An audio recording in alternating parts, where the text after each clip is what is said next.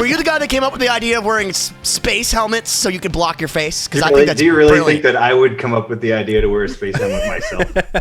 Would you?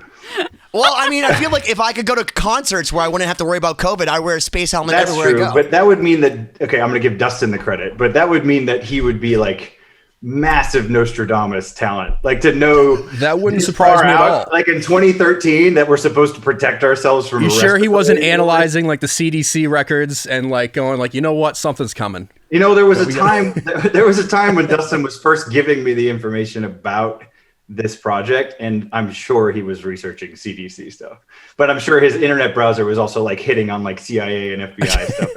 He's gonna disappear. You're gonna find a tape of him from like 18 years ago going, "You're all gonna be in my universe, and you're gonna need my helmet." Well, speaking of this, though, while we're on this topic, I think that's a good place to start. You know, before we get into your background personally, can you talk a little bit about like those beginning ideas of STARSET and some of the ideas Dustin came to you with? Because that's really cool. Even me in the band, there's a lot of things I feel like I'd like to learn. It was. I mean, I met Dustin. I went to a college party and I went to this bar and this band was playing and. Later I find out this was Downplay, but this was, Dustin and his guys that he had been playing just cover songs with at this place called Blue Gator at OU.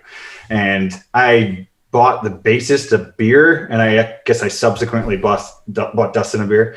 And I think I just complimented him on like some cover they did, and I was randomly talking to him. And then I ended up living with the bassist like months down the line. We kept in contact and I lived with him, and that's how I started to kind of pay attention to what was going on with Downplay. But anyways, so that kind of transpired into me somehow playing bass. That roommate, him and I were still friends, but he kind of fizzled out of the band and made a decision to focus on his pro life, and I literally picked up bass.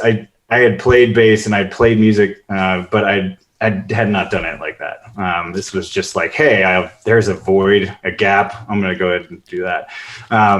But yeah, as far as like the early things with Dustin, that was, to think about that, it's like we'd have to rewind, I guess, all the unique conversations that I had with him as a friend first. Like it was always understanding his brain.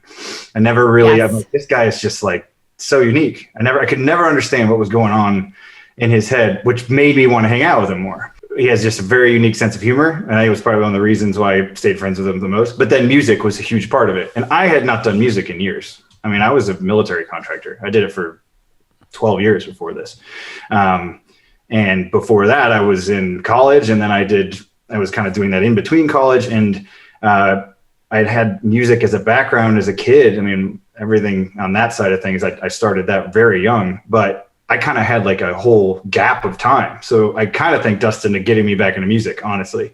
But yes, his early conversations about the STARSET project were pretty wild, which is why I say his internet browser and the research he did to figure out what he was doing. And he was doing stuff with the Air Force too. So his whole thought process was very much along the lines of anything that you'd think a counterintelligence analyst would be like, what is this guy looking for? Oh, he's just writing he's writing a book. He's writing this like really cool, like sci-fi, thematic, cinematic experience of this cross-branded vehicle. No, they're probably thinking he's like literally trying to figure out how to take down the government.